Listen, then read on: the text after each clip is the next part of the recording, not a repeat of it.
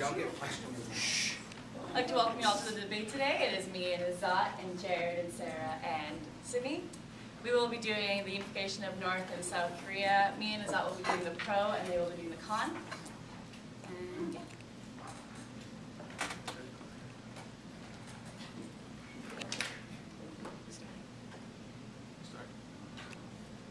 I'm gonna be sitting. I'm gonna go a little bit about history of South and North unification, how they divided before. It was when Japan came to the South Korea, and from North Russia and from South US, they said like, okay, we're gonna get Japan out of there. As soon as they done it, they didn't left. So they were two big superpowers collapsed, and they said like, okay, we're gonna do this country Korea as a communist country, and US as democratic. So that's how they got divided. It was not fault of Koreans. So as if you look at economical, North Korea is right now like to CIA World Book, in 2011 average official salary is $2 per month, and unofficial salary is $15 per month, where they make money illegally. And they've been, from 2006 till now, they've been around negative 1% GDP growth per year. So that's being said, it'll be better if South comes up and North gets unified. And economically talking, North Korea has more natural resources than South Korea. And South Korea has more intelligent people, experienced people, that can make both Korea one of the superpowers in the world.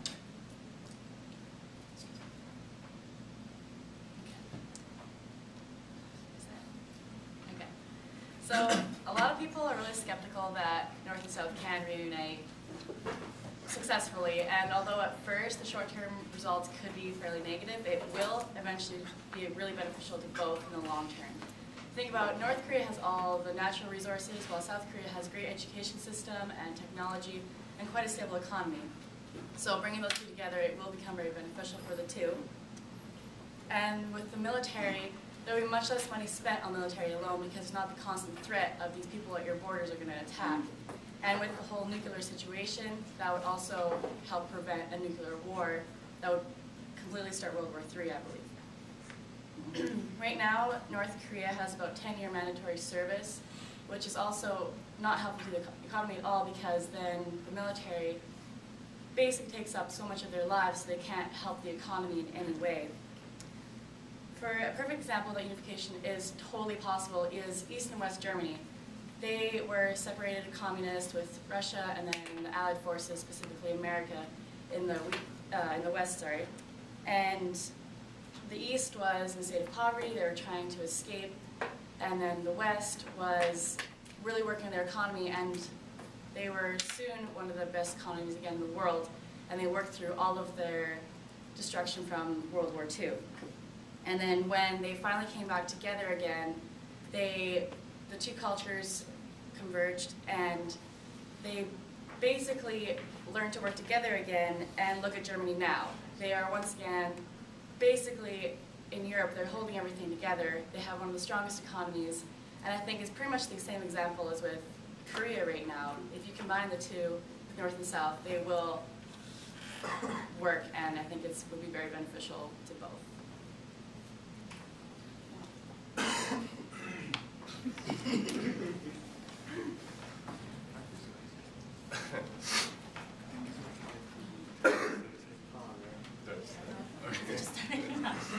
That was pro.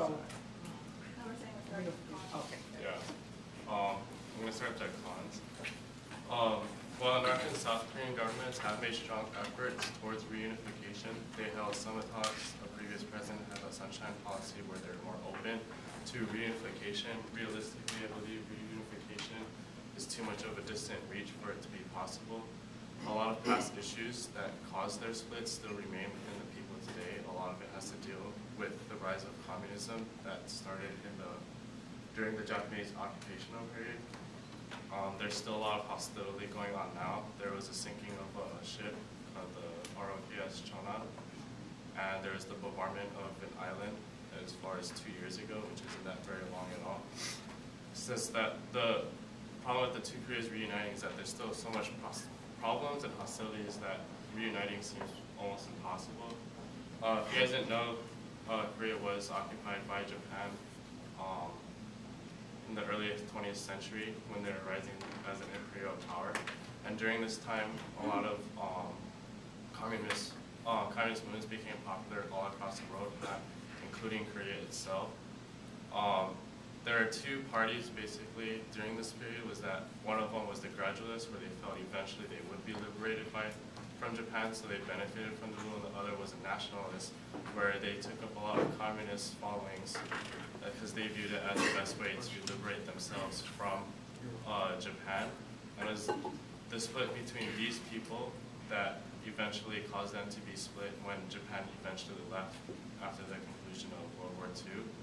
So my argument is that their split isn't just a byproduct of the Cold War, because they say that they're occupied by the Soviet Union and the U.S. Their split isn't just because of that; it's that they're actually split as a nation amongst the people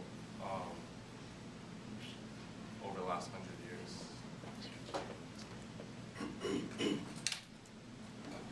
Reunification between North and South is going to be very hard. According to South Korean President Lee Myung-bak, the estimation alone, just to reunify them, would be over 1 trillion won. And now alone, after they do reunify, they're going to have to deal with issues of where do they live, education, medical. They're going to have to provide even more money to do so. And this in turn will put higher taxation on the South Koreans. Yes, like the program says, West and East Germany did unify and they did work and establish, but because of that, West economy did go down and it took a long time for them to rebuild.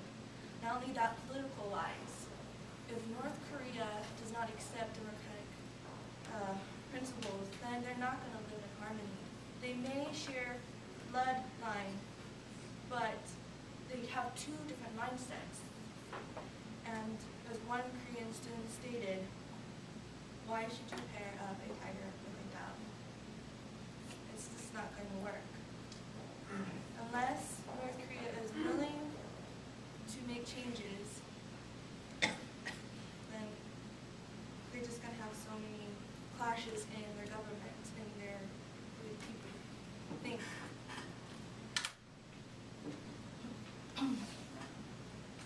And continuing on Sarah's last statement about the tiger and the dove, they really are two different people.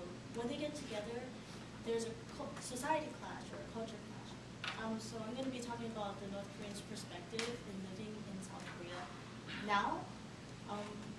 So there are about 23,000, in 2011 there were about 23,000 North Korean refugees in South Korea. And about 100 double defectors, which are North Koreans going to South Korea and then going back to North Korea, have gone back to North Korea every year, about 100.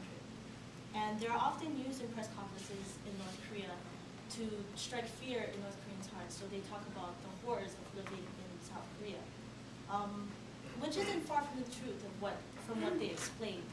So several of the horrors would be, one of them is when they get there, they have no money. Even though they do have resources from the South Korean government, they don't have any money, and therefore they're considered a lower status as compared to the South Korean people. And they're often looked down upon because of having no money.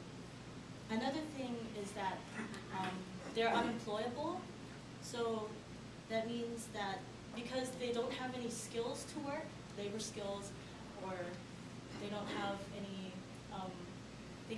they're not smart enough technically to have a job, they don't have any jobs to become stable.